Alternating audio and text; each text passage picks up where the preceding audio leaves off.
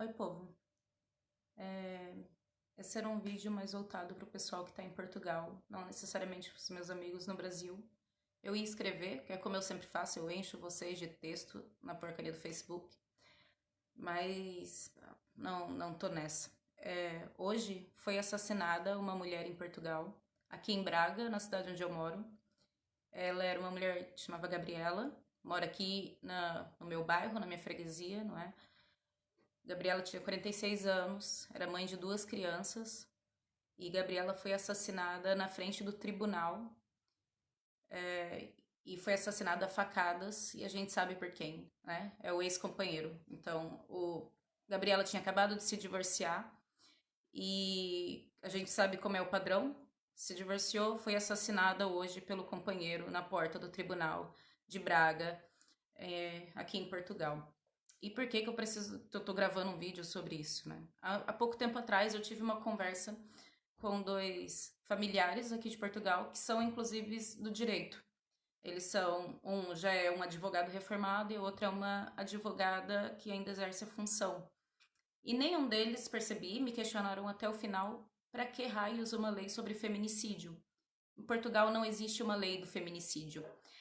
Só para deixar claro para vocês o tamanho da dimensão do problema, porque não se fala disso. Se fala de violência doméstica em Portugal, se fala, né, de violência contra as mulheres e de violência sexual, mas a palavra feminicídio não é reconhecida ainda na legislação e não se vê necessidade. Ainda está naquele debate de por que feminicídio? Você não fala de hominicídio, por que você vai falar de feminicídio, né? A gente não faz essa discriminação por sexo. A verdade é que essa discriminação no sexo, por sexo, existe na prática, ela já existe na realidade. E a gente vê isso porque, olha só a diferença, só em Portugal esse ano 26 mulheres. Gabriela é a 26ª vítima de feminicídio só esse ano, é a quarta só em Braga.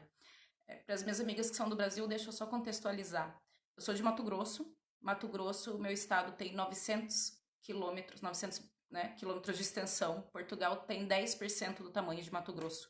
No meu estado, esse ano, foram 21 vítimas, mulheres vítimas de feminicídio. Portugal, que tem 10% da extensão territorial do meu estado no Brasil, já teve 26 mulheres vítimas de feminicídio. Eu sei que feminicídio não é um termo muito fácil de compreender. Eu lembro quando a lei foi aprovada no Brasil, até eu fiquei meio confusa de por que a gente fala em feminicídio, né? Se homicídio cobre tudo. A verdade é que a gente fala em feminicídio porque você não está dando um termo apenas para o assassinato de mulheres. Você está dando um termo, você está dando uma terminologia que identifica um padrão. E existe um padrão. Gabriela, como muitas outras mulheres, foi assassinada logo depois de recusar o relacionamento. Ela tinha acabado de se divorciar. Gabriela era mãe. E ao se divorciar, o companheiro se achou no direito, o ex-companheiro se achou no direito de assassiná-la. O feminicídio é um padrão. No Brasil, por exemplo, onde a gente tem 12 feminicídios por dia, mais ou menos, o que é um absurdo. Se vocês fizerem a contabilidade aí por ano, dá um número chocante. É como se a gente estivesse em guerra civil constantemente, especificamente contra mulheres, não é? Porque você não vê o caminho inverso. O feminicídio denuncia que existe um homem, 100% das vezes é um homem, quase sempre é o companheiro ou o ex-companheiro. Existe um homem que, por ser do sexo masculino, acha que tem determinados direitos sobre a pessoa do sexo feminino, porque ele acha que a pessoa do sexo feminino deve comportar ou deve corresponder a certas expectativas sociais. Essas expectativas sociais é o que a gente chama de gênero. É porque uma pessoa que nasceu daquele sexo, que foi chamada de mulher, deve se comportar assim, deve fazer aquilo, deve fazer assado. Uma pessoa que é mulher, que é do sexo feminino, deve atender às expectativas sociais de nunca recusar um homem, de ser sexualmente acessível e disponível, de, né, fazer a cozinha, cuidar do trabalho doméstico, cuidar de casa. E quando essa mulher recusa esse lugar, ela é violentada, ela é agredida, ela é espancada e no auge ela é morta. Em Portugal não se reconhece o feminicídio. Esse padrão existe, essas mulheres estão sendo mortas, mas não existe um reconhecimento na lei porque, somos todos iguais, não tem por que você fazer essa discriminação, é tudo homicídio, né? Errado. Em Portugal se reconhece como violência doméstica. A verdade é que a violência doméstica, se calhar a gente acha um padrão.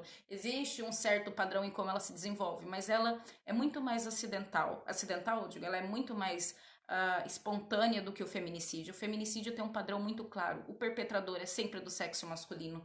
É quase sempre o companheiro ou ex-companheiro. No Brasil, as vítimas geralmente morrem no espaço de 1 ano depois de deixar a relação ou de fazer uma denúncia. E esse padrão se repete, tem se mostrado um padrão em Portugal também. Mas em Portugal não se reconhece, porque afinal somos todos iguais, não é? Porque falar em feminicídio, se não falamos em hominicídio, e pronto, voltamos para a mesma retórica do somos todos iguais, que na prática não existe e que na lei não se reconhece. Porque daí se diz que é discriminação. Mas a verdade é que não se age sobre a discriminação que existe. Então, movimento de mulheres, isso é com vocês. Mulheres, isso é com vocês. Nós precisamos passar uma lei sobre isso. E por quê? A lei não vai fazer uma diferença, não é? As mulheres estão morrendo na mesma.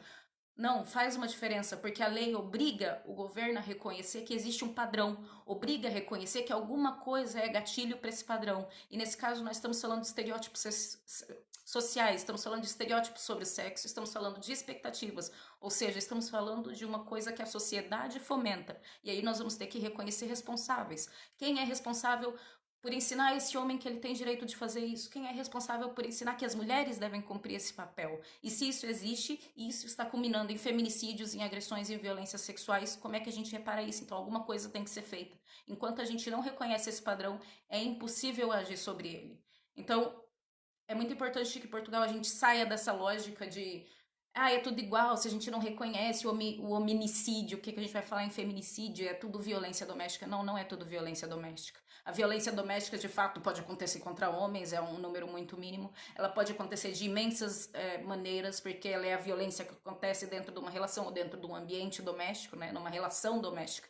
E o feminicídio não é isso. O que deixa muito claro no feminicídio é que ele é o assassinato, ele é a expressão máxima da misoginia. É alguém, um homem, que se acha no direito de ceifar a vida de uma mulher porque ela recusa o lugar que lhe impõe. Ela recusa a cumprir o serviço doméstico, ela recusa ser sexualmente disponível, ela recusa um lugar que não foi ela que escolheu, que a sociedade determinou.